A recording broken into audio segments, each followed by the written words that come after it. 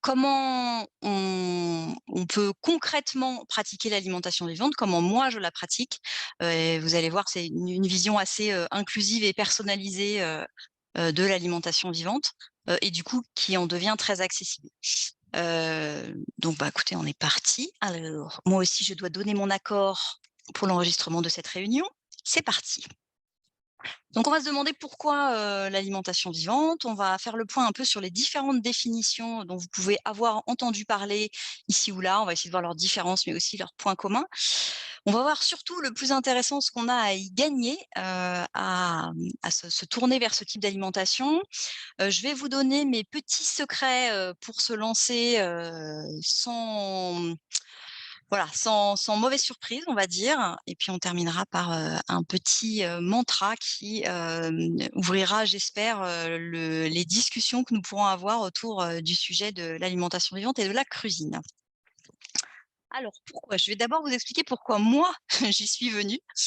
En fait, j'étais fatiguée, fatiguée, fatiguée, hein, au point, voilà, d'avoir des difficultés à vivre une journée normale, à l'époque, je travaillais, dans un espace de coworking et il m'arrivait dans la journée d'aller dormir, vraiment, au milieu de la journée, y compris quand j'avais fait une bonne nuit. Enfin, voilà, très, très, très fatiguée. Avec, les médecins qui savaient pas me dire, pourquoi. Il y avait pas de voilà, il y avait pas de marqueur spécifique. A priori, j'étais en bonne santé et pourtant j'étais crevée, crevée, crevée. Donc j'ai fini par chercher, un peu sur internet en désespoir de cause, comment, je pouvais, essayer des choses par moi-même et voilà, j'ai entendu, enfin j'ai lu des témoignages de fatigués chroniques, qui avaient, découvert l'alimentation vivante, donc cette alimentation, végétale et crue, et pour qui ça avait tout changé. Je vous avoue que ma 1re, mon premier réflexe, moi qui suis une grande gourmande et qui adore les pâtes, les pizzas, et les pâtisseries, ça a été de me dire: «Mais moi, boire des jus et manger des graines germées, je voilà, ça va pas être mon truc, je sais pas comment je vais faire». Et puis, bah, en même temps, j'avais pas de plan B, je n'en pouvais plus de vivre comme ça. Je me suis dit: «Il faut que je fasse quelque chose» et donc je me suis lancée et le bon hasard de l'univers, on va dire, c'est que, quand j'ai pris cette décision, dans les jours qui ont suivi, j'ai reçu, une proposition de formation, enfin une proposition, c'était une newsletter de promotion, hein, d'une formation, à la cuisine. Donc, la cuisine, c'est comment on prépare des repas délicieux à partir d'aliments végétaux crus, et je me suis dit: «Allez, je me lance, on verra bien». C'était une formation professionnelle qui était nettement, au-delà de mes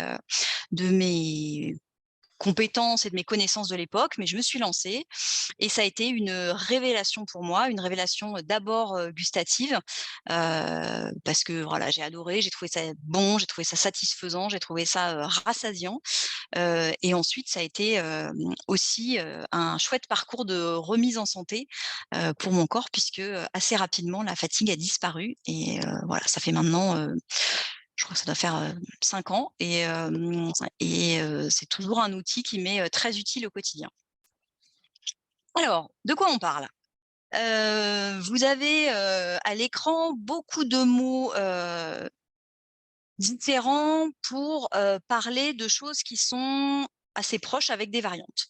Donc cuisine, j'en ai parlé, hein. Cuisine, c'est si on se dit, bah, je vais manger, quasiment que des végétaux crus, donc ça veut dire des fruits, des légumes, beaucoup de verdure, des noix, des algues, hem, voilà, un peu d'huile, un peu d'épices. Comment je fais? C'est quoi les techniques qui vont m'aider à transformer tout ça en, pâtisserie, lasagne? On va y revenir, hein, puisque c'est un peu le truc qui me passionne. Donc ça, c'est plutôt la partie, technique, technique pratique, hein, comment on transforme ça en repas délicieux. L'alimentation vivante, c'est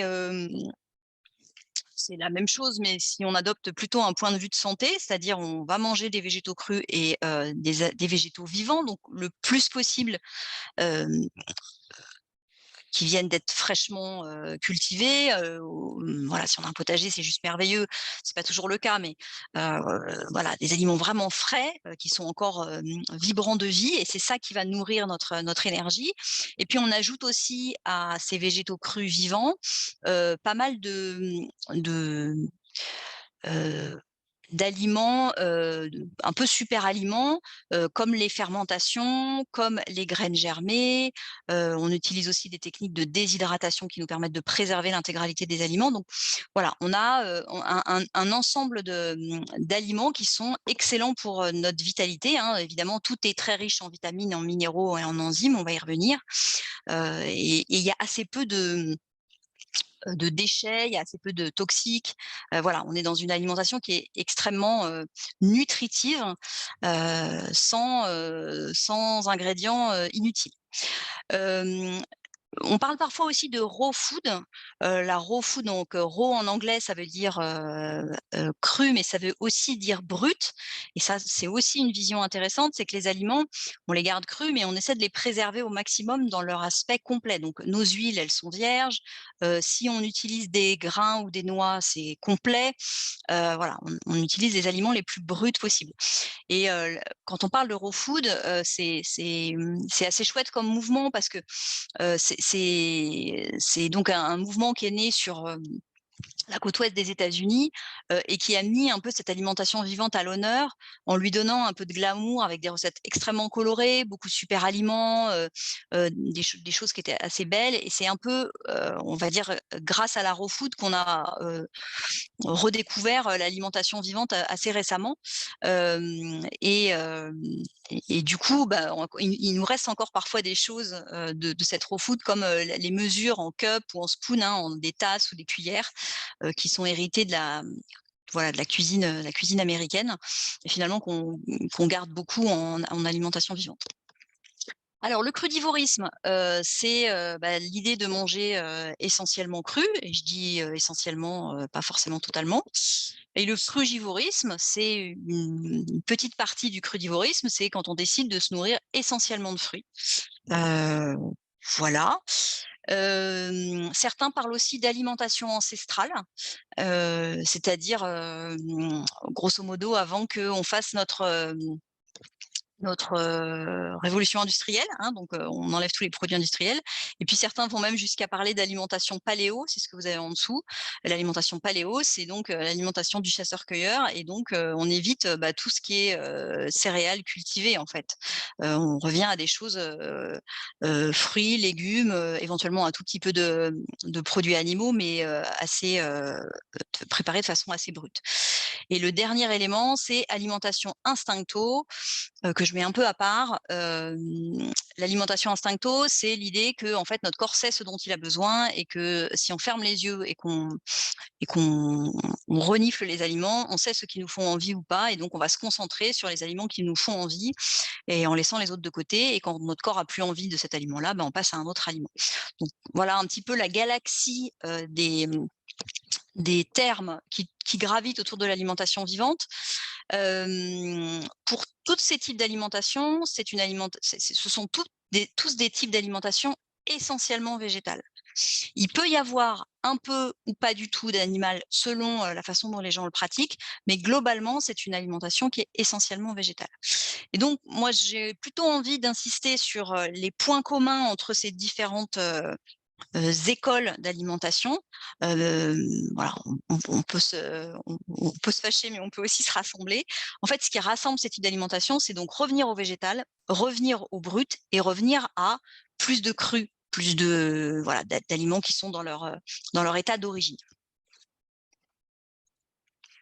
Alors concrètement, qu'est-ce qu'on mange? Je vais vous montrer, donc là, vous devez voir à l'écran, la pyramide alimentaire, enfin une des pyramides alimentaires, possibles en alimentation vivante. Donc on mange énormément de, verdures et de légumes et fruits. Alors il y a des débats sur, est-ce que les légumes et fruits, doivent être voire surtout les fruits, en premier ou en deuxième. Mais voilà, l'essentiel des des catégories alimentaires où on va piocher, c'est légumes, feuilles, légumes et fruits. Ensuite, on mange pas mal de noix et de graines germées. Les noix et les graines vont nous apporter les bons gras et les protéines, hein, même s'il y en a un petit peu dans les végétaux type légumes, fruits, légumes, feuilles. Voilà, la ration s'équilibre aussi avec nos noix et nos graines qui sont riches en bons gras, en acides gras essentiels et en protéines. Et puis, on a tout ce qu'on va utiliser en petite quantité et qui va nous donner à la fois du goût et aussi quelques vertus complémentaires comme les fines herbes, les algues, l'herbe de blé, les huiles, les épices et les levures alimentaires. Alors, quand il m'arrive régulièrement de parler de ce type d'alimentation, voilà parfois la réaction que j'ai en face de moi. Les novices ou enfin ceux qui n'en ont jamais entendu parler se disent: «Mais c'est pas possible de ne manger que ça», et voilà ce qu'ils imaginent que je mange. Donc on se retrouve avec du jus vert, une petite poignée d'amandes, une salade verte, et des graines germées. Donc effectivement, ce sont des ingrédients que j'intègre à mon menu, mais en fait, ce que je mange, ça ressemble plutôt à ça. Donc je vais vous décrire rapidement ce qu'on voit, mais c'est pour vous donner l'impression, enfin vous donner l'illustration en fait de la variété, de la créativité et de la gourmandise de ce type d'alimentation, ce qu'on ne soupçonne pas, je pense, au premier abord. Donc ce que vous avez à gauche, ce sont des falafels de betterave roulés dans le sésame avec une petite sauce avocat citron et une salade. Ce que vous avez sur l'écran suivant, c'est un bowl qui est à peu près notre repas, nous, classique du midi, en fait, où on mélange plein de végétaux crus et puis, pour certains dans la famille, on va ajouter un œuf, pour d'autres, on va ajouter un peu de céréales complètes, un peu de riz complet, par exemple, ce qui fait une grosse proportion de cru, mais il reste un peu d'aliments cuits, hein. C'est ce que vous avez aussi, en haut à gauche où vous avez, pardon, sur la partie de droite, mais en haut à gauche, là où vous avez, une miche de pain, voilà, c'est des repas rapides devant l'ordi, avec, un pain complet au levain et une tartine. En fait, ça fait des repas qui sont, assez équilibrés, mais avec un maximum de cru. On voit aussi, des bocaux de lactofermentation, on va y revenir tout à l'heure, hein. Les aliments fermentés, constituent des aliments qu'on consomme très régulièrement, en petite quantité, mais très régulièrement puisque les aliments fermentés nourrissent notre microbiote et donc nourrissent à la fois, bah, notre capacité à digérer et notre capacité à avoir un système immunitaire, vaillant.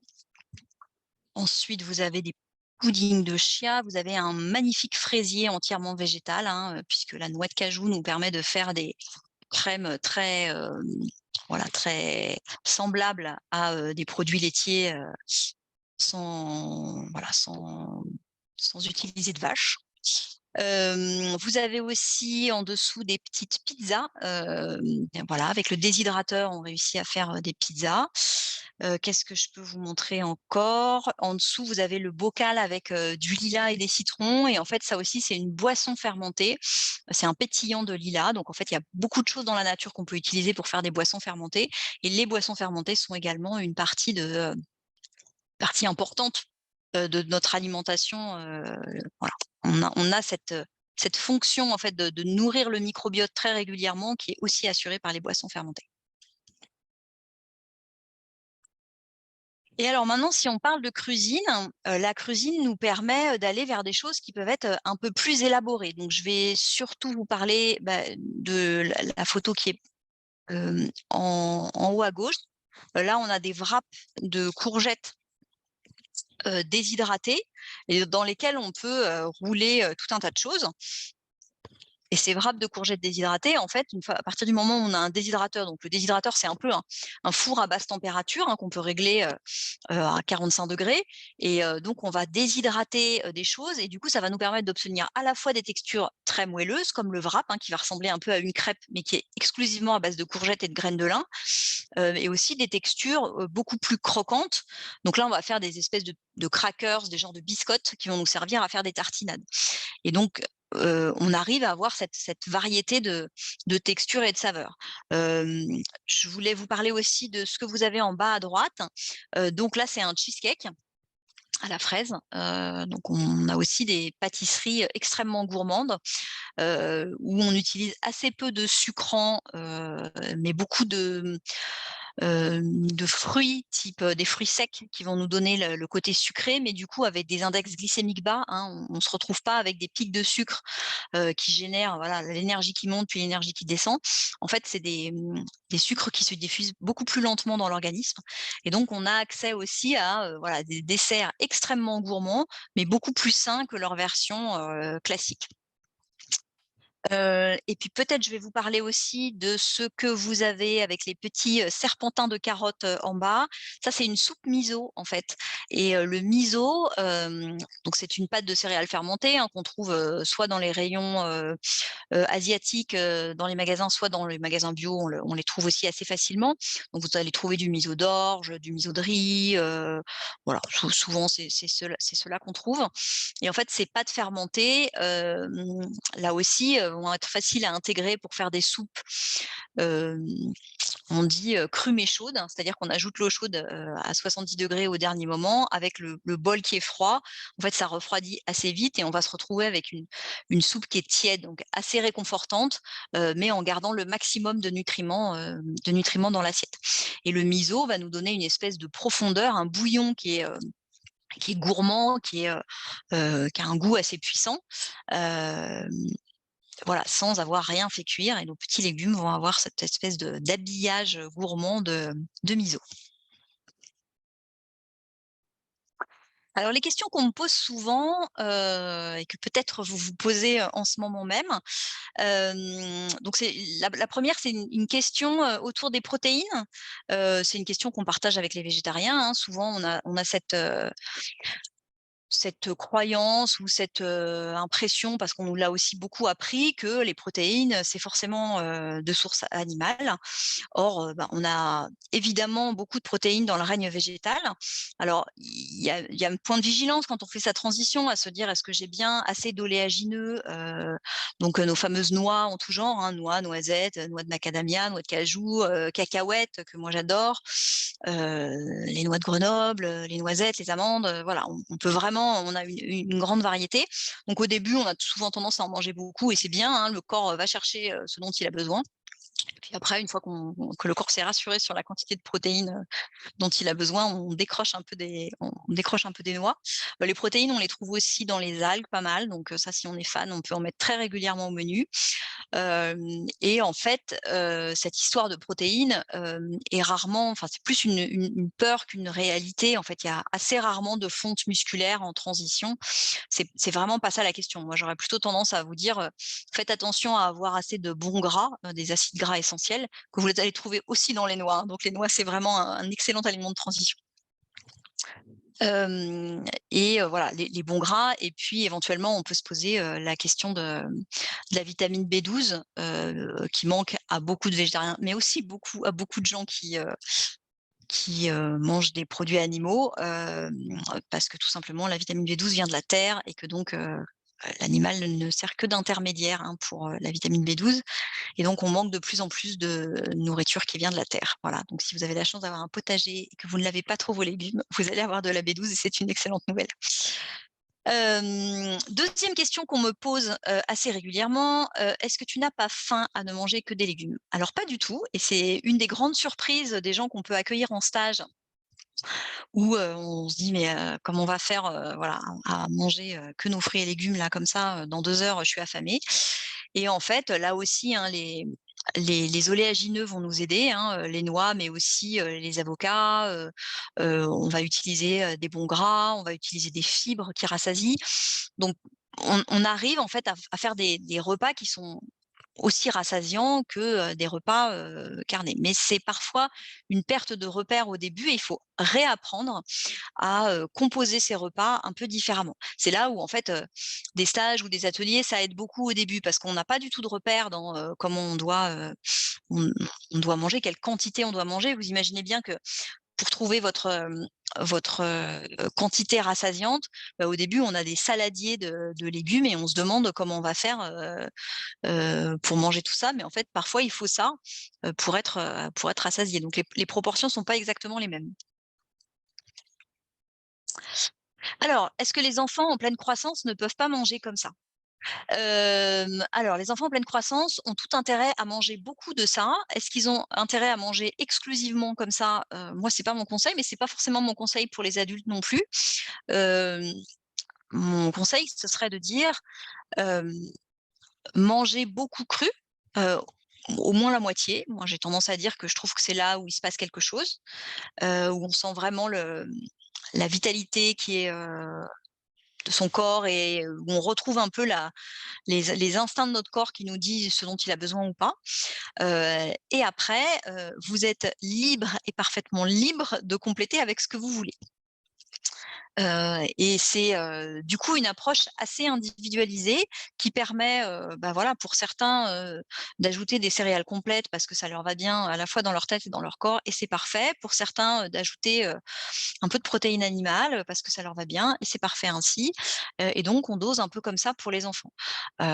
Évidemment que passer d'un paquet de céréales industrielles à, des petits déjeuners, fruités avec, des oléagineux, c'est, parfaitement, sans risque et plein de bénéfices pour, les enfants aussi, par exemple. Autre question, qui arrive, souvent sur la table, est-ce que ça te manque pas le foie gras? Alors je dis le foie gras, mais on me demande souvent pour le fromage, pour, la charcuterie, enfin des aliments qui sont souvent un peu, addictifs, on va dire. Bon alors moi c'est pas les aliments qui faisaient la base de mon alimentation, donc, j'ai pas eu de difficulté, mais en fait, cette question elle est là pour dire que Hem, quand on parle de régime alimentaire, on est souvent, un peu pollué par, les visions de régime alimentaire, qu'on peut avoir dans des magazines où on a l'impression que du jour au lendemain, tout doit changer à 100. On fait ça 3 semaines et puis on arrête. Là, l'idée, c'est plutôt de faire une transition douce en s'assurant que dans son alimentation, il y a suffisamment de végétaux crus, pour assurer nos apports quotidiens pendant des mois, des années, toute notre vie si on en a envie. Et donc moi, mon conseil, ce serait plutôt de dire: «Mais ne focalisons pas sur les ingrédients, dont on ne peut pas se passer, focalisons plutôt sur les ingrédients dont on peut se passer pour augmenter notre part de cru». Et donc si pour vous, le fromage ou la charcuterie ou le pain, voilà, sont des aliments, pardon, un peu importants, et bah, commencez par changer le reste et garder ces aliments-là, dans votre alimentation, pendant toute une phase de transition et vous verrez bien ensuite si vous avez envie d'aller plus loin parce que ça vous fait du bien et tant mieux, ou de rester là et c'est bien aussi. Moi aujourd'hui, mon alimentation elle ressemble à, hem, on va dire, c'est toujours donc la au moins la moitié de cru tous les jours, et c'est assez facile à tenir, toute l'année. L'hiver, donc je suis pas à beaucoup plus de 50 et l'été, je suis plutôt autour de 80 sans effort particulier, en fait, hein. Voilà, donc ça me permet quand même de pouvoir aller au resto si j'ai envie. Ça me permet d'aller chez des amis, sans trop me prendre la tête. Ça me permet de recevoir des amis chez moi avec, des repas un peu mélangés où tout le monde va y trouver son compte. Voilà, on n'est pas dans une logique, de tout ou rien. Autre question hyper intéressante, autant de crudité, est-ce que ça fait pas mal au ventre? Alors oui, ça peut faire mal au ventre et si ça fait mal au ventre, ça veut dire que votre intestin, il est un peu fragile. Voilà, il a besoin d'être, pris en considération et donc mon conseil, c'est pas du tout de passer en force, c'est au contraire d'écouter son corps. Ça doit pas faire mal une transition. Si ça fait mal, c'est que ça va trop vite, c'est que ça fait trop de fibres d'un coup, que votre corps, il a besoin de plus de temps pour, bah, d'abord réparer l'intestin et puis ensuite apprendre à faire avec plus de fibres. Donc vous allez, y aller en douceur et l'aliment, qui va vous aider dans votre transition, c'est le jus de légumes. Les jus de légumes vont vous donner tous les bienfaits de l'alimentation vivante sans les fibres et donc ça agit un peu comme un pansement sur l'intestin. Ça va vous permettre donc de remettre votre intestin tranquillement et en douceur, en état et puis au fur et à mesure, vous réintroduirez les fibres.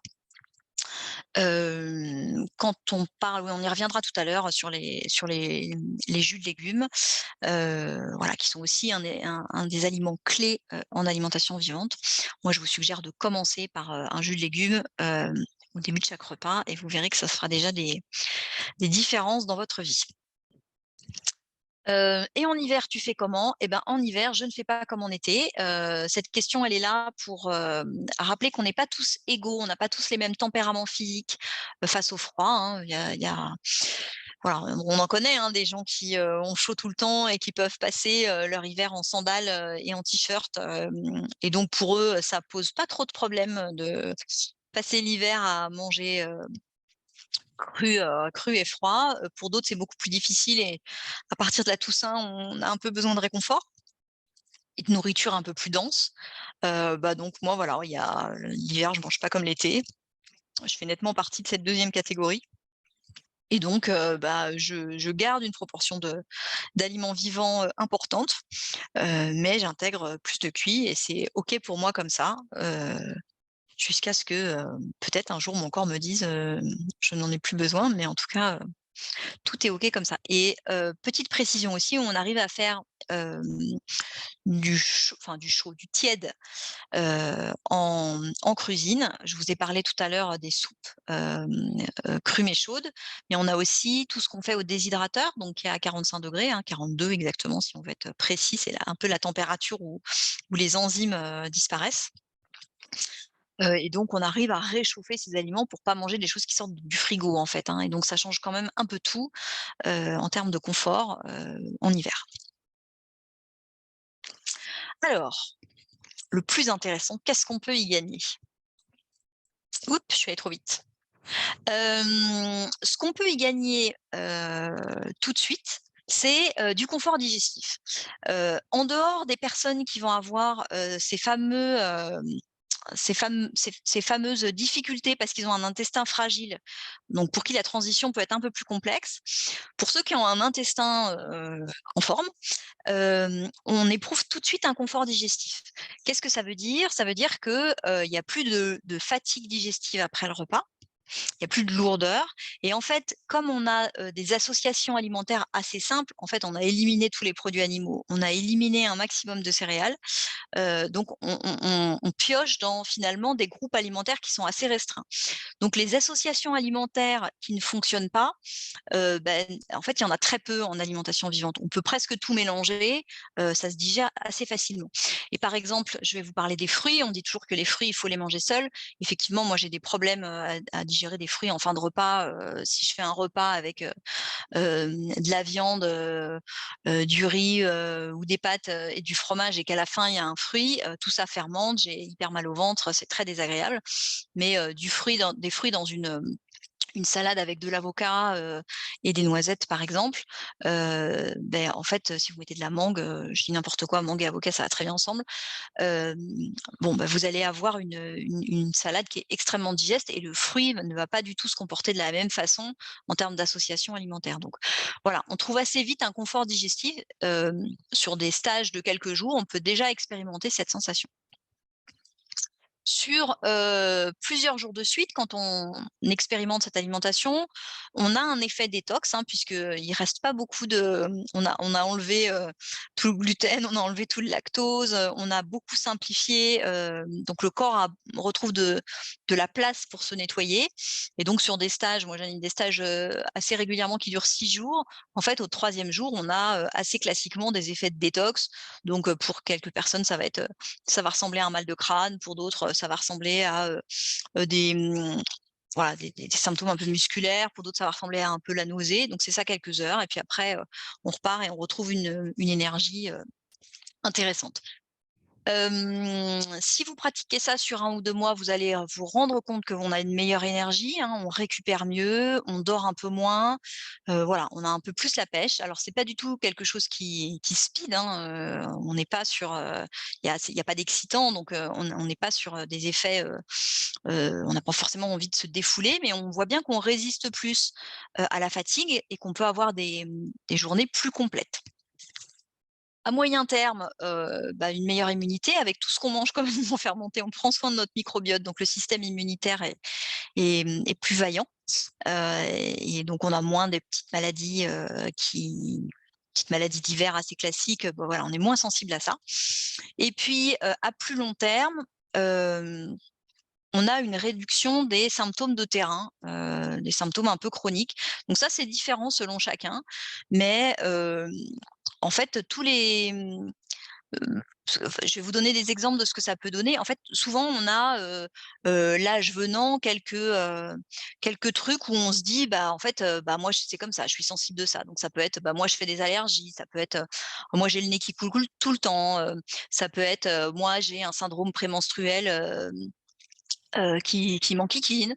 Ça peut être, j'ai des problèmes de peau dès que j'ai du stress. Bon voilà, c'est nos petites fragilités, sensibilités et ça, parfois, l'alimentation vivante permet, bah, en fait, le corps se remet en santé et ça permet de faire, de réduire ou de faire disparaître ces symptômes. Donc c'est pas miraculeux, on ne sait pas à quoi s'attendre et je vous invite plutôt à vous dire qu'il faut explorer ça pour savoir le cadeau que ce sera, mais le cadeau, on ne sait pas toujours lequel ce sera. Voilà, moi, mon compagnon, qui avait des allergies assez, foudroyantes, au printemps, avec des antihistaminiques, de la cortisone, à peu près tous les printemps et où vraiment pendant plusieurs semaines, il était HS. Bon, bah, du jour où on s'est mis à l'alimentation vivante et lui n'est pas enfin, mange pas autant cru que moi, ses allergies, ont été beaucoup moins handicapantes. Aujourd'hui, ça le chatouille un peu, mais il prend plus du tout de médicaments et il y a plus du tout cette espèce de de de de rafale de fatigue, qui lui tombe dessus. Voilà, donc ça c'est le cadeau en plus, voilà, c'est juste, la capacité d'alimentation vivante à aider le corps à se remettre en santé tout simplement, hein. On lui donne les conditions pour qu'il se remette en forme donc bah, souvent il est gentil, il se remet en forme et on peut avoir des bonnes surprises. Alors, si vous avez envie de vous lancer, vers ce type, d'alimentation, voilà mes conseils. Le premier, c'est aller doucement. À l'inverse d'un régime, pour avoir un corps fait pour un maillot de bain, comme on dit maintenant, en 3 semaines, je vous invite à prendre au moins 1 an pour vous tester et explorer, tout à fait en douceur, cette transition vers cette alimentation. L'objectif, hein, c'est d'aller vers, une alimentation qui vous fait du bien, au corps, au palais, aux papilles, à l'âme, pour le reste de votre vie, et c'est pas du tout, de remplir un challenge, d'arriver à 100 de cru, du jour au lendemain. Donc si on a 1 an pour, se lancer, on va commencer, tout doucement par, commencer chacun de nos repas par du cru. Pourquoi? Parce qu'il y a un phénomène qu'on appelle la leucocytose digestive. Donc attention, c'est, le moment, technique de de la conférence. En fait, quand, on mange un repas classique, hem on se rend compte qu'il y a une réaction du système immunitaire. Le corps lâche ses globules blancs, les leucocytes, comme s'il allait vérifier, bah, de quoi il s'agit. C'est quoi tous ces corps étrangers qui rentrent dans notre organisme? Est-ce qu'on est sûr que c'est sans danger? Voilà, il y a une réaction du système immunitaire. On suppose d'ailleurs que la réaction du système immunitaire, est la cause de la fatigue digestive. Le corps fait, on fait pause, on attend de vérifier que tout va bien avant de pouvoir redémarrer. Et en fait, on s'est rendu compte que, cette leucocytose digestive, ne n'arrive pas quand on mange du cru. En fait, il y a pas de leucocytose digestive parce que le corps sait parfaitement identifier ce qu'on mange et du coup, bah, il est OK et c'est tous les drapeaux sont ouverts. Et en fait, quand on commence par son repas par du cru et quand on continue par du cuit, il n'y a presque pas de leucocytose digestive. Donc on a un peu tous les bénéfices sans faire trop d'efforts en termes de transformation. Donc c'est le premier réflexe à avoir, c'est commencer systématiquement son repas par du cru. Alors des fois, ça peut juste être inverser les choses, hein. On a l'habitude de prendre une salade après le plat principal, bah, hop, on la met au début de repas. On peut juste croquer dans des bâtonnets de carottes, quelques radis, voilà, avoir ce réflexe-là de commencer par ça. On peut aussi, pourquoi pas manger un fruit, quelques minutes avant le repas. Voilà, c'est pas forcément des choses extrêmement compliquées, mais c'est le premier réflexe à avoir. Et puis progressivement, on va augmenter sa part de cru, on reste dans l'écoute de ses sensations et on garde des repas plaisir de temps en temps, qui peuvent être, bah, ce que vous voulez puisque c'est par définition des repas plaisir. Et mon point de vigilance, c'est se lâcher la bride en transition. Au début, on mange beaucoup de noix ou beaucoup d'oléagineux, ça peut être les avocats, hein, voilà, le corps va avoir tendance à réclamer beaucoup de ça. C'est juste normal, au bout d'un moment, ça se normalise, mais voilà, le corps se dit: «Non, mais c'est tellement bien d'avoir, autant de vitamines, de minéraux, de tout ça qui me manquait. Je savais pas qu'on pouvait les trouver là-dedans. J'en profite à fond» et puis au bout d'un moment, quand il est rassuré sur le fait que, bah, en fait, il a tout ce dont il a besoin, il voilà, la fringale, elle s'apaise d'elle-même. Et puis, on accepte aussi de manger beaucoup en quantité, hein. Je vous parlais tout à l'heure de notre saladier, de verdure. En fait, c'est pas du tout anormal d'avoir un bon saladier de verdure, ou quand on fait un jus de légumes les premières fois, un demi-litre pour avoir un demi-litre de jus de légumes pour commencer son repas, des fois, il faut, plusieurs kilos de légumes, et c'est bien ça la force du jus de légumes, c'est de réussir à vous donner toutes les propriétés de plusieurs kilos de légumes sous un format que jamais vous n'auriez mangé, si vous aviez dû manger en des aliments solides. Et donc c'est là qu'on comprend qu'en fait, on dit que c'est des concentrés de vitamines, de minéraux et d'enzymes. C'est pas tant des concentrés, et qu'en fait, comme on a enlevé tout le reste, on se retrouve avec des vraies quantités de vitamines, minéraux et enzymes sous un format, plus acceptable, on va dire. Alors, on va donc doucement. Notre deuxième conseil, aller là où c'est facile. Voilà, on se focalise pas sur ce qu'on peut pas faire, sur les trucs dont on peut pas se passer, sur notre pain, sur notre charcuterie, voilà, sur notre fromage. C'est pour ça que j'ai mis un fromage, hein, parce que c'est souvent le truc, pour lequel c'est difficile de décrocher. Hem, on commence par, remplacer tout ce qu'on peut remplacer, et voilà, en se disant: «Ce qui est important, c'est que au global, ma proportion de cru augmente». Vous allez identifier vos doudous, hein, vos aliments refuges, ceux dont on parlait tout à l'heure, ceux pour lesquels vous avez du mal à décrocher. Ils sont différents selon chacun. C'est important de se dire, ceux-là, pour l'instant, dans un premier temps, je les garde et c'est pas grave. J'y reviendrai un jour, peut-être ou pas. En attendant, voilà, je me fais du bien en mettant, beaucoup plus d'alimentation vivant, et ces aliments doudous, ils sont là pour le plaisir et c'est pas si mal. Et puis enfin, si vous avez envie d'essayer de remplacer ces aliments doudous, il faut vraiment, penser large sur comment vous pouvez les remplacer. Si je prends le fromage, on essaye parfois de remplacer ça par, des fromages, végétaux, et pour certaines personnes, ça va marcher. La sensation de plaisir y sera, le fermenté y sera, ça va fonctionner. Et puis pour d'autres, ça va pas marcher du tout, parce qu'il y aura toujours la comparaison avec, le fromage, dont ils ont eu l'habitude depuis des années, et donc en fait, une tartinade, végétale, je sais pas moi, un houmous cru, une tartinade de betterave, une tartinade de carottes à la coriandre. Voilà, c'est des choses qui vont pouvoir remplacer plus le geste, et le fait d'avoir cette espèce de tartine et de densité, et ça va fonctionner. Pour d'autres, un peu de lactofermentation, qui ont des goûts extrêmement puissants, ça va remplacer le fromage plus efficacement. Donc c'est là où en fait, c'est intéressant de tester plein de choses pour voir ce qui vous convient à vous comme substitut, et c'est pas forcément le substitut le plus évident. Mon troisième conseil, c'est de se former, parce que, en fait, je sais pas si vous avez la chance de côtoyer, des gens qui se nourrissent, comme ça.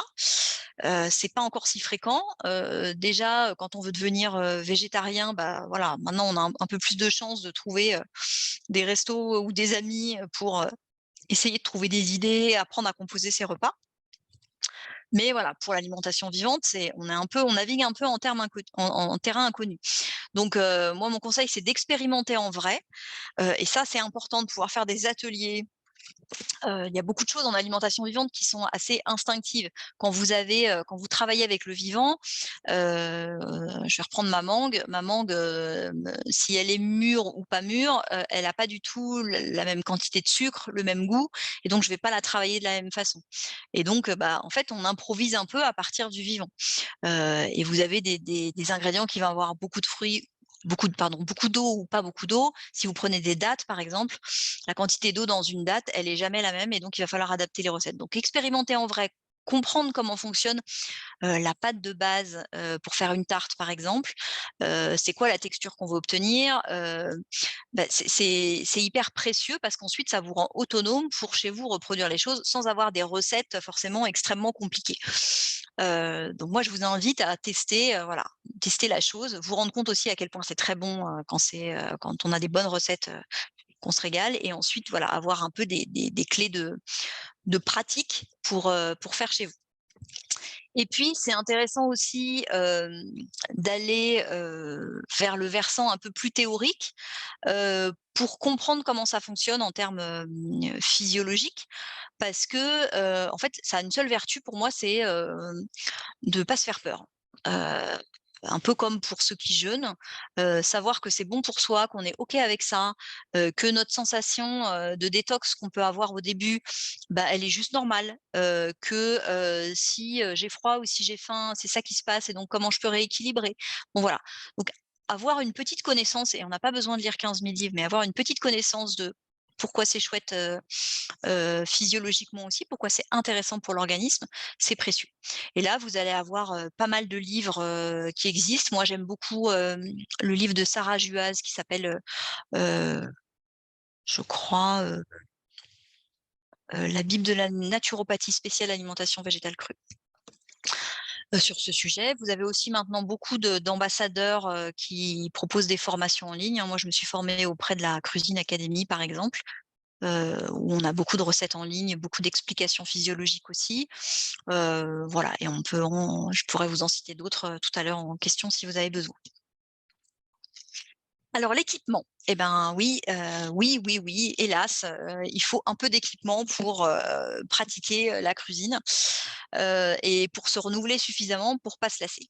Comme on a besoin, d'un four et de plaques électriques pour cuisiner, ben, on a besoin d'un peu d'équipement pour cuisiner. Donc il va vous falloir du petit matériel, ça c'est pas très compliqué, pour s'équiper, hein, beaucoup d'éléments de découpe, hein, des mandolines, des couteaux, des filtres à lait pour faire des laits végétaux à partir d'amandes, de noisettes, enfin de n'importe quelle noix en fait, hein. Un spiralizer par exemple, c'est un petit équipement qui permet de faire des spaghettis de légumes, hein, des spaghettis de courgettes, de concombres, de carottes, de betteraves, voilà, qui permet de varier les formes. Vous allez aussi avoir besoin d'un peu de gros matériel, hein, les fameux robots électroménagers. Donc là, il vous faudra un blender de compétition. Le blender, c'est ce qui va nous permettre de réduire les choses dans des textures extrêmement fines et un peu liquides, hein, des pâtes assez liquides ou des jus, ou des smoothies, ou nos soupes crues, on va les faire au blender et là, il faut un truc, assez sérieux parce que, par exemple, quand on veut transformer, de la noix de cajou en crème, pardon, j'espère que vous voyez pas, il y a un pop-up qui s'est affiché. Hem, un donc quand on veut transformer, des noix de cajou en une crème extrêmement fine sans granulés, bah, là, on a besoin d'un blender de compétition. Quand on veut transformer des cacahuètes en beurre de cacahuète, juste cru, pur, on a besoin d'un blender de compétition. Donc ça, c'est important d'avoir un très bon matériel. Extracteur de jus, pareil, si vous avez eu l'occasion d'avoir un extracteur de jus de pas très bonne qualité, bon, bah, voilà, on évite, freiner parce que, il se coince, parce qu'il est difficile à nettoyer. Donc, voilà, ça vaut le coup d'investir dans un bon extracteur de jus. Un robot lame S, alors, la photo, est pas très bien cadrée, mais en fait, c'est le robot classique, hein, qui a une lame en forme de S et qui nous permet de réduire en petits morceaux plein de choses.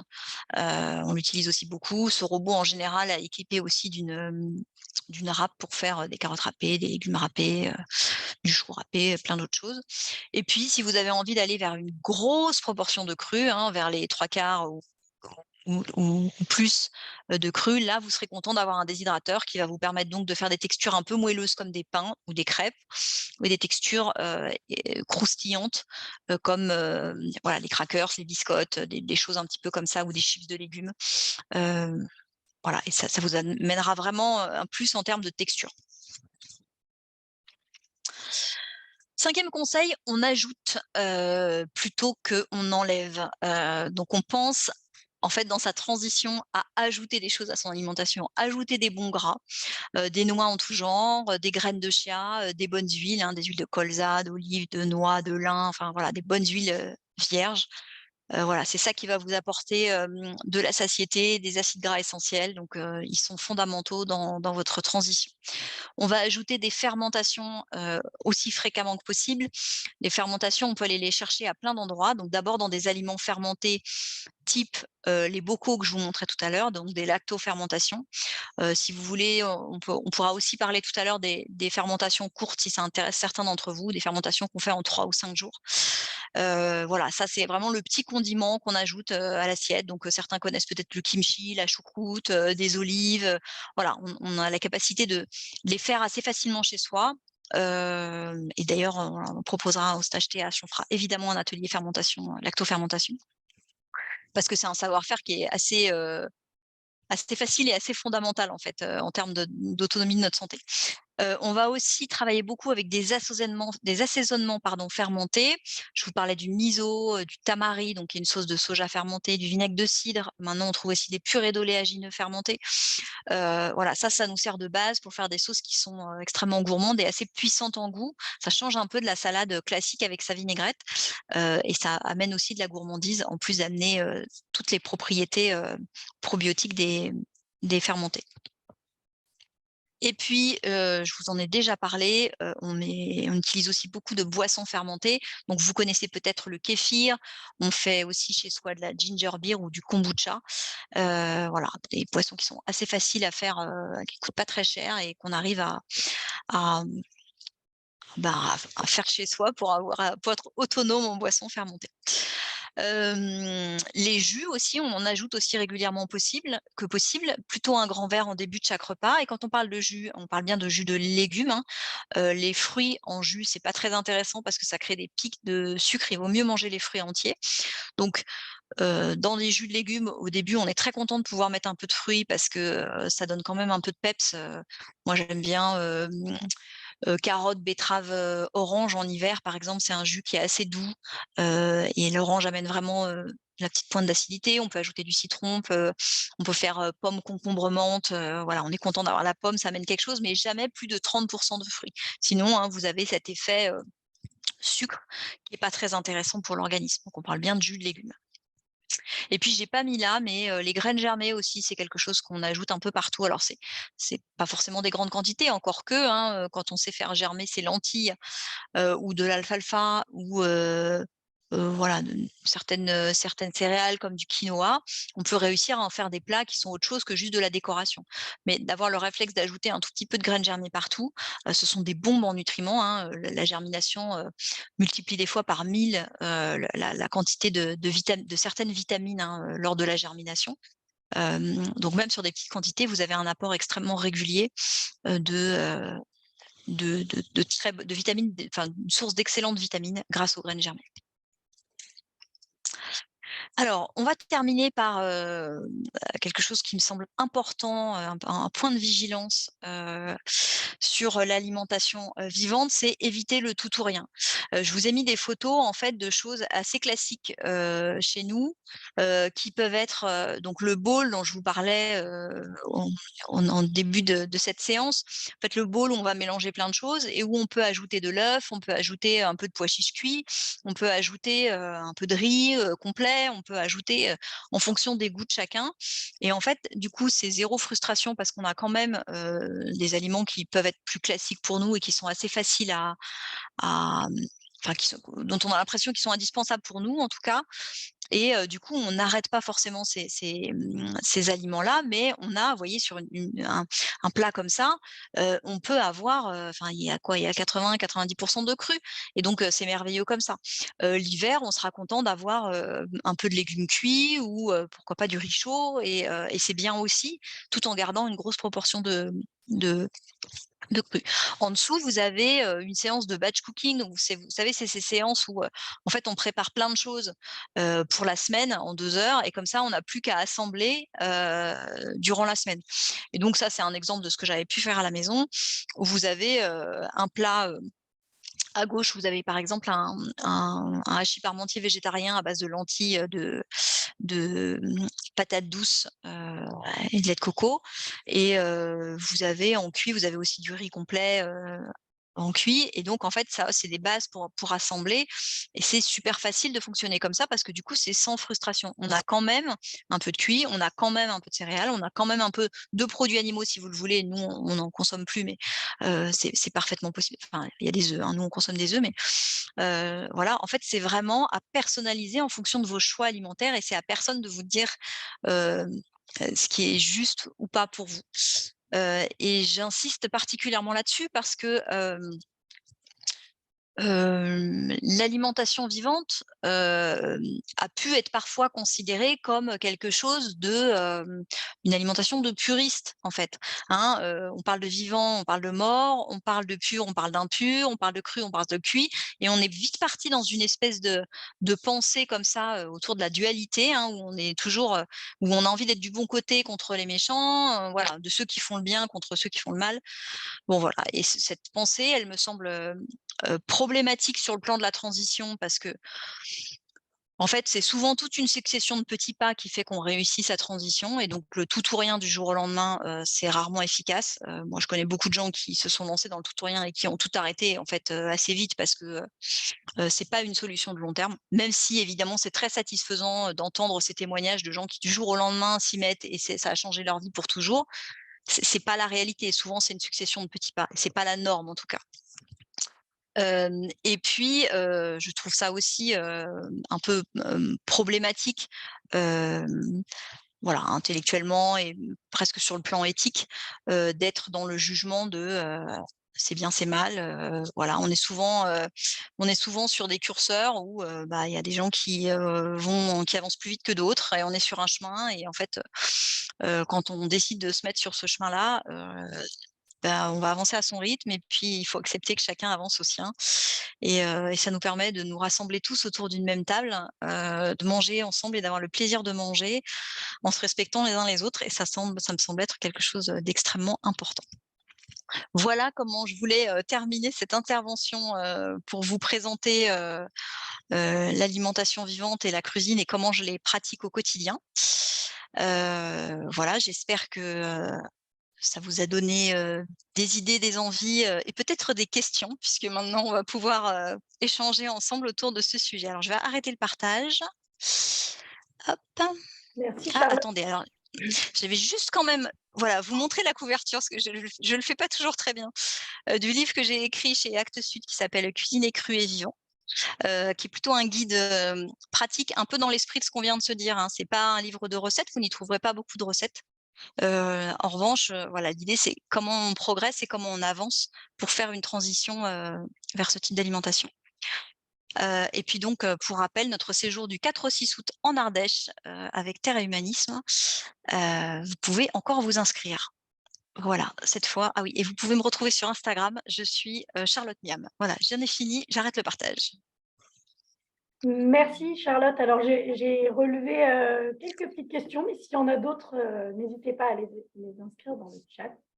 Donc on avait une question de Solène qui nous demandait: «Est-ce que les protéines végétales telles que les lentilles et cetera sont plus digestes lorsqu'on les consomme germées?» Et une deuxième question de Solène, dans le même temps: «Ce régime convient-il aux personnes qui ont souvent des ballonnements et des gaz dus à une consommation de légumes importante et un manque Et un manque de pardon, j'ai pas entendu? de féculents?» Pardon. Alors, donc la première question, c'était, est-ce que tu peux me Est-ce redire? que les Pardon. protéines végétales Ah telles oui, que les protéines. lentilles et cetera sont Alors, est-ce que c'est plus digestes, digeste? voilà, lorsqu'on les consomme germées? En fait, ce qui rend plus digeste, les céréales, les légumineuses et les noix en alimentation vivante, c'est le trempage. Tout ce qu'on va consommer, alors j'en parle pas beaucoup ici parce que c'est une pratique qu'on expérimente plutôt en stage, mais en fait, on fait tout tremper. Et si on veut les conserver longtemps, on fait tout tremper et on déshydrate, comme ça c'est plus pratique que de faire tremper tous les jours. Mais l'idée, c'est de faire tout tremper. Pourquoi?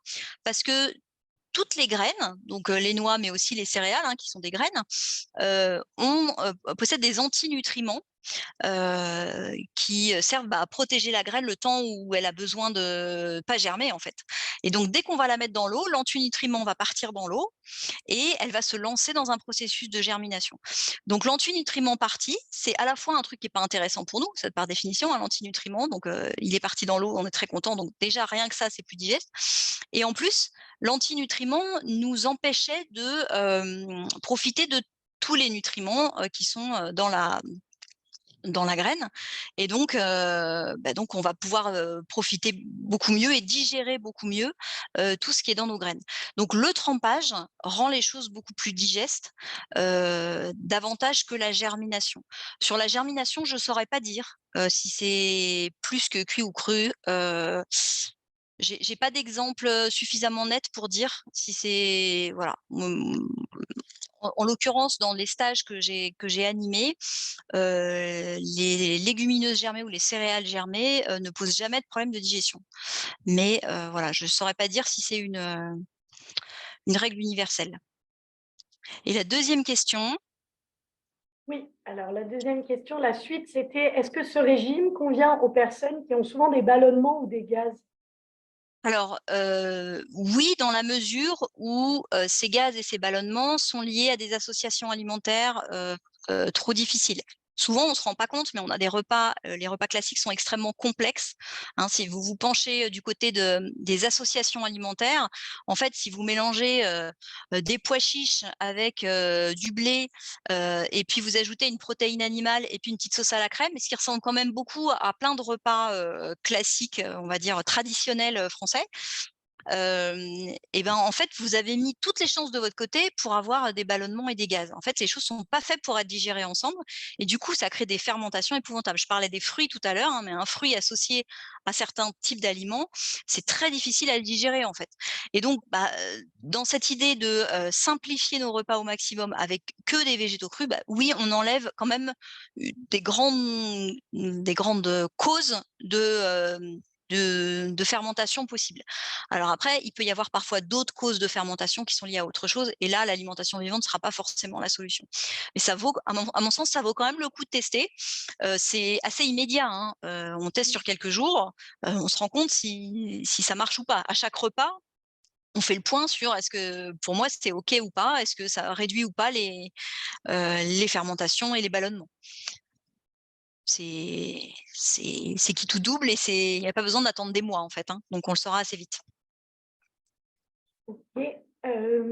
Alors il y avait une question de Benjamin qui demandait: «Est-ce que tu as noté une évolution dans ton budget alimentation quand tu as changé de régime?» Alors,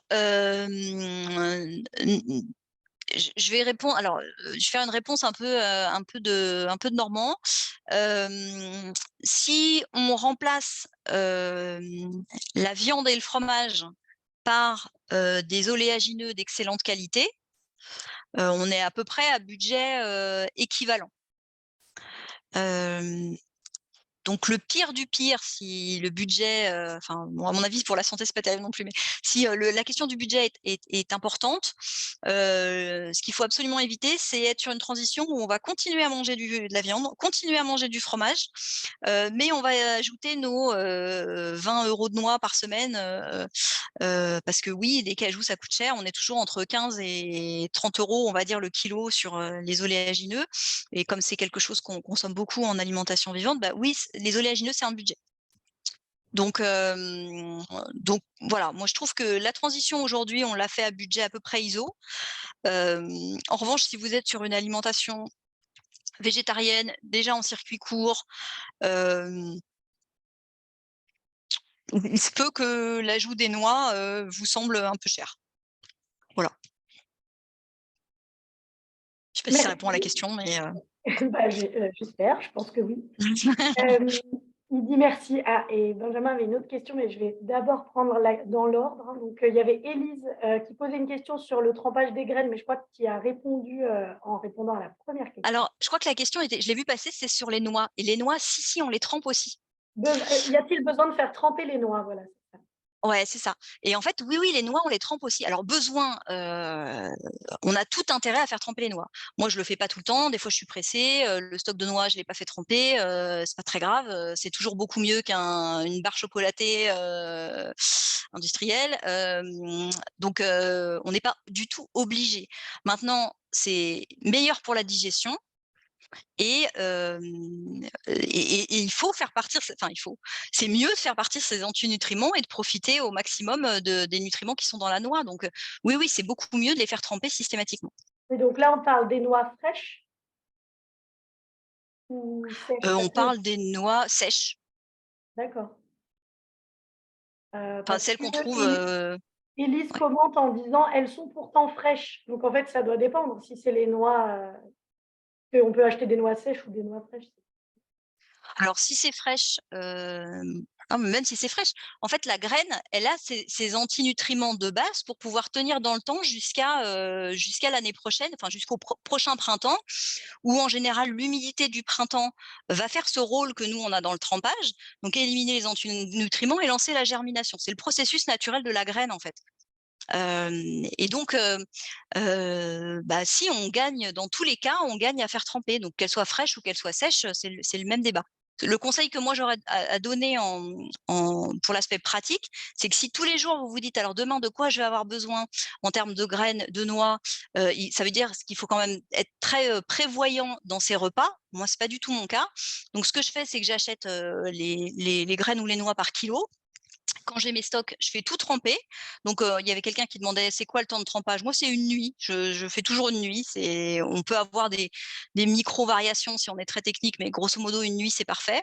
On rince bien, hein, puisque l'idée, c'est d'enlever ces antinutriments avec l'eau qui part et je mets tout à déshydrater à basse température et du coup, j'ai des bocaux qui se conservent pendant, plusieurs semaines, de trucs prêts à utiliser quand j'en ai besoin et qui ont déjà trempé et qui sont prêts à l'emploi. Voilà, et c'est ce que je fais pour les stages, par exemple, je pré-trempe tout, comme ça on n'a pas besoin de se prendre la tête au quotidien. OK, je crois que Élise a dit: «Merci, j'ai tout compris». Hem Super. Et il y avait une autre question d'Élise sur, qu'est-ce que tu conseillerais pour remplacer le café et le thé de régime? Alors le café ou le thé, alors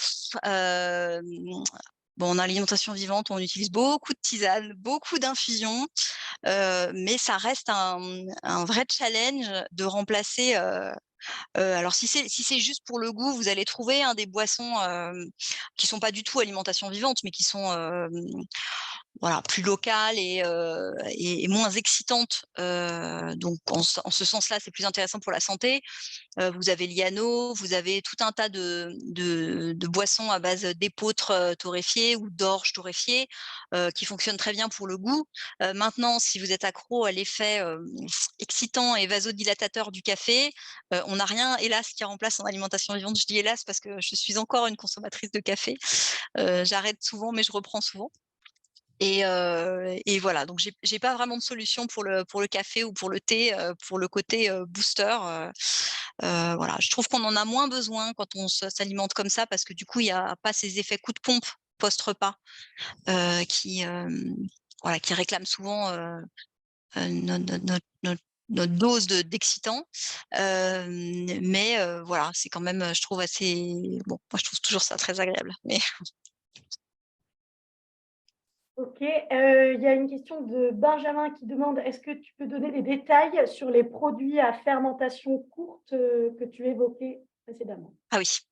Alors ça, moi, je trouve ça passionnant. Donc, je vais résumer les lactofermentations pour qu'on voit la différence. La lactofermentation, c'est grosso modo, des légumes en saumure, donc dans de l'eau salée ou des légumes qu'on travaille avec du sel, hem et qui vont, fermenter et pouvoir être conservés pendant, des années. Donc c'est à la fois un processus de conservation, c'est le seul processus de conservation qui améliore les aspects nutritionnels du légume, c'est-à-dire qu'il y a plus de vitamines et de minéraux et d'enzymes et de probiotiques après la fermentation qu'avant. Donc c'est vraiment hyper intéressant. Mais le reproche qu'on peut faire aux lactofermentations, c'est que, bah, faut aimer le goût des lactofermentations. On dit toujours que c'est le plus difficile, c'est un peu une blague, chez les crudivores. On dit que c'est le plus difficile, c'est pas de les faire, c'est plutôt de les manger. Bon, il y en a qu'on peut trouver bonnes, hein, mais voilà, moi j'essaie de travailler sur des recettes qui sont un peu accessibles. Mais c'est vrai qu'il y a toujours ce goût de lactofermentation qu'on aime ou qu'on n'aime pas trop et bon voilà, c'est pas la saveur la plus accessible de la palette. Et il y a quelques années, j'ai découvert les fermentations courtes. Donc les fermentations courtes, ce sont, donc des mélanges de fruits ou de légumes, je vais vous donner quelques exemples après, dans lesquels on ajoute un produit déjà fermenté, qu'on appelle un starter et qui va lancer la fermentation immédiatement. Ce starter, ça peut être un peu de miso, ça peut être des grains de kéfir, ça peut être, la sauce tamari dont on parlait, la sauce soja fermentée dont on parlait tout à l'heure. Voilà, et ces ferments vont lancer une fermentation rapide. Donc en général, on fait notre mélange de légumes avec ce starter, on laisse à peu près 2-3 jours à température ambiante pour que, la fermentation se lance et puis après on met au frigo, encore un jour ou 2 et ça se consomme dans la semaine et donc ça muscle les goûts, comme les produits sont fermentés, on a tous les intérêts de la fermentation et donc dans les exemples que je pourrais vous donner, une que je fais moi souvent, c'est, pommes, céleri, curry, avec un petit peu de cébette ou de ciboulette et une cuillerée à soupe de miso. Donc ça, c'est pour l'équivalent d'un petit pot de confiture. Donc vous allez mélanger tout ça, faire un petit tout mettre tout ça en petits dés, mettre votre cuillerée de miso, bien mélanger. Vous mettez, quelque chose à la surface pour que ce soit pas en contact avec l'air, hein, donc ça peut être, une rondelle de citron, ça peut être, une feuille de salade, n'importe quoi pour protéger que le mélange de l'air et puis vous laissez 3 jours à température ambiante, 2 jours au frigo et ensuite vous vous régalez. On peut faire aussi, moi j'aime bien des champignons, pareil avec de la cébette ou de la ciboule et du 5 parfums, et du tamari et ça aussi, ça va vous donner un condiment qui est assez musclé parce que le champignon, qui fermente, ça donne un truc un peu, voilà, on a la saveur umami, hein, on parle de la 5e saveur, umami qui est voilà, que notre corps aime bien, on la retrouve là. Puis je vais vous donner un dernier exemple qui est assez chouette. Si vous faites du kéfir, vous avez sans doute des grains de kéfir en trop, un peu, vite, hein, les kéfirs, ça se reproduit et des fois on a des stocks en trop, donc on les donne, c'est bien. Mais on peut aussi les utiliser dans des fermentations courtes. Vous prenez, 200 grammes de noix de cajou, vous mettez une cuillère à soupe de grains de kéfir. Vous passez tout ça au blender avec un petit peu d'eau, vous ajoutez, de l'ail et des fines herbes et vous faites une espèce de boule, voilà, vous avez un genre de boursin en fait de voilà de fromage frais, ail et fines herbes. Vous le laissez 3 jours à température ambiante, puis 2 jours au frigo, hein, vous avez compris le principe, et vous avez quelque chose de mousseux et de fermenté qui va rappeler un fromage fermenté en fait. Donc on peut le faire avec tous les oléagineux, hein, ça marche avec tous les oléagineux. Je trouve ça plus convaincant avec, la noix de cajou qui donne ce côté un peu lacté qui est beaucoup plus facile en goût. Mais si vous le faites avec des graines de tournesol, ça marche. Si vous le faites avec des amandes, ça marche. Je l'ai testé récemment avec, de la noix de Grenoble, hein, donc qui a cette espèce de goût un peu fort et du coup, ça ressemble un peu à une espèce de pain d'épices fermenté, quelque chose de très puissant en goût qui est pas inintéressant du tout.